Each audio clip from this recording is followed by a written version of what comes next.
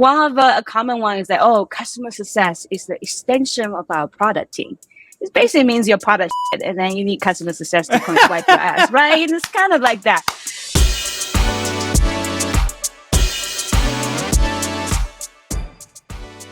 Okay. All right, let's kick it off. Ready? Let's do it. Let's do it. What's up, lifers, and welcome to the Daily Stand-Up with Lifetime Value, where we're giving you fresh new customer success ideas every single day. I got my man JP here. JP, do you want to say hi? What's up, everybody? And we've got Rob here. Rob, do you want to say hi? What's up, lifers? And we have Lihong here. Lihong, will you say hi, please? Yo, hi, everyone. I know my voice cracked, JP. You're laughing at me. I try to keep it dynamic. And I am your host. My name is Dylan Young. Lihong, thank you so much for being here. Can you introduce yourself, please? Sure. I'm Lihong Hicken, co-founder and CEO of Theysaid, and I call ourselves the world's first conversational AI survey. I love it. And we need that. Surveys are a little stale these days, so I hope we can incorporate that into our conversation. But Lihong, you know what we do here? We ask one simple question of every single guest, and that is, what is on your mind when it comes to customer success? So can you tell us what that is? I'll tell you, AI customer success, it's been on my mind for a long time. Not only I talk about it, I also taking some action and achieve some milestones. And then we can talk about maybe what's up to come, get the idea. Customer success usually is at different stages, different kind of a function. One of a common one is that, oh, customer success is the extension of our product team. It basically means your product and then you need customer success to come wipe your ass, right? It's kind of like that. The thing is, people don't want to be onboarded in today's world, onboarded by a kind of a human being and go through a lengthy 2 weeks, 3 weeks onboarding process. Can we just do it quickly? And that requires your product to make it simple, easy, and AI can help with that. I decided I want to change that. We used to have an onboarding process. I have a head of customer success. Then I was like, I turned the head of customer success to head of product. I was like, you build the shit. If you build the shit that's difficult to use, then you onboard them. If you don't want to do the manual work of onboarding, then build the product easy. And that was a huge incentive. And then we go from a 2-call onboarding process to 3 clicks with the AI. And let me tell you, she asked me, how do you measure success? I said, as little clicks as possible. If possible, no keyboard.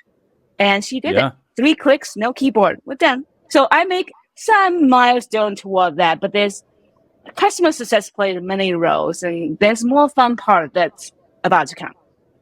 Yeah, I would agree that I don't think customer success should be involved in low value tasks where possible. And a lot of onboarding is just that. But I don't want to put my thumb on the scale. Anytime you talk about incentives, I feel like the first person I got to go to is Rob, because he's going to pull out one of his psychology textbooks. He'll probably start Googling some stuff real quick so he can throw out like a hyphenated philosophy around psychology. So, Rob, what do you have for us today? What are you going to pull?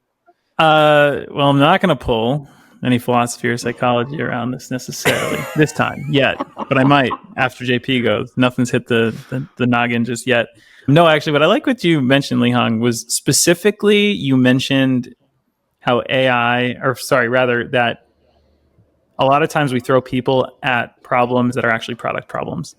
And with the way that I see that a lot in my line of work is I work with a lot of really early stage companies, and they love this line, we do it doesn't scale and we figure out scale later.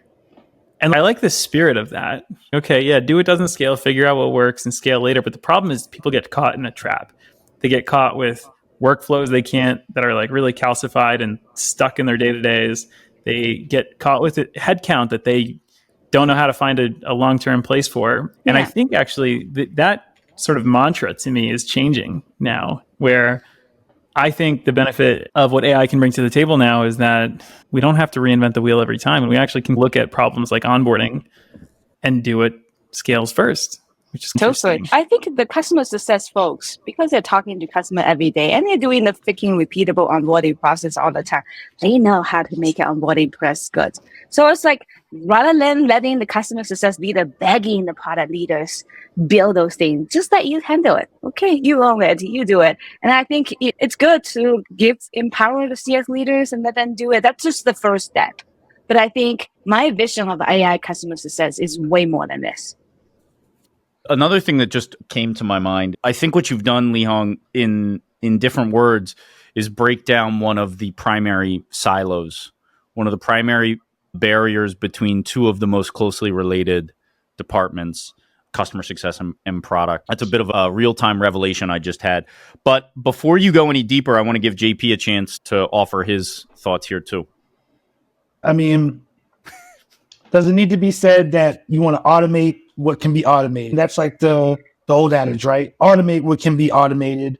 I think if you have a product that can be onboarded in 3 clicks, and that's all you need, that's crazy. By goodness, it should do it, right? It should only take the 3 clicks. And I think that that's a prime example of if your product can really be onboarded that quickly, then it should be. I think I've definitely dealt with some products where I think it's more that complicated, is really yeah. good. But then there's some products where, and I know that we're talking more specifically, I think about product onboarding, not necessarily onboarding to the services that may come with what we're doing in CS or the resources at a company, right? Well, this is just really product focused, right? Yeah, I guess the product onboarding, it's just a tiny step. It works only for digital touch, digital CS. And when you have a low one-to-many scale one, that's not interesting. You have just a small revolution. What's really cool is if you can use AI to deliver personalized, amazing experience in the enterprise customer base, like people who pay me $1 million a year, I'm going to pamper them like nobody ever seen before. And you can actually do it with AI really well. Imagine, okay, if you're the AI bot, like, okay, because each customer these days is very personalized. Each customer want to be handled differently. Like, for example, I need to be blunt. That person need to be funny. You know, that person need a lot of gift. People is unique, right? The AI need to recognize it. Imagine if I'm a CSM, I have a bot just for, let's say, Walmart. And then I can tell the bot, hey, my main contact is this guy. He's this title. The budget holder, this guy, he's this. He has a dog he loves. He has a daughter who goes into kindergarten. All these personal stuff. And then I point AI to social listening of the company's big events in social media. So it's watching this company, these people, like you are their best friends. And then remind you like, hey, your main contact's daughter is about to have birthday coming up. And last time she really liked the rainbow, some balloon you give them. Remind you to order something ahead of time. Here's the address. That would be amazing. Wouldn't it be awesome? That is awesome. I love that. It's like superpowers. It is. And so it's funny, Lihong, because we just recently had a conversation about how AI is in many ways described in a way that feels magical to us. Particularly the older you are, you're like, oh yeah, like that. Of course, that'd be nice. Because we don't have memory. We don't have a good memory. AI exactly. remembers. But I think the way first of all, your passion makes me believe it more. I love the entire idea. But then I think the way in which you describe it is perfect because it is not set it and forget it. It is not a solution that you stand up and walk away and nobody ever has to interact with it. It's meant to be a complement. It's meant to make you supercharged, that much better at your job. It's not meant to It's almost like an AI assistant that makes you superpower. Yeah. And you have, I think for the 1 million plus customer, you need to have one AI watching that one customer, one AI per customer, not one AI per CSM, because sometimes you change accounts all the time and the information got lost. Yeah. So then you become, the CSM role becomes the trusted advisor, the expert of the industry, the friends. Yeah. That's a world. It's actually not that far away. And it's what I refer to as you then get to spend the time thinking and strategizing, and you're not constantly writing all of your meeting notes down and trying to search the web for all the stuff that you have the AI doing. You get time to breathe and just be creative in a way that a lot of CSMs don't have the opportunity to do because they're stuck doing all of these low value tasks. So this is incredible. I love it. That is our time, unfortunately. Maybe we come back for a round 2 in a couple of weeks and you can tell us more about it. But for now, Lihong, we've got to say goodbye.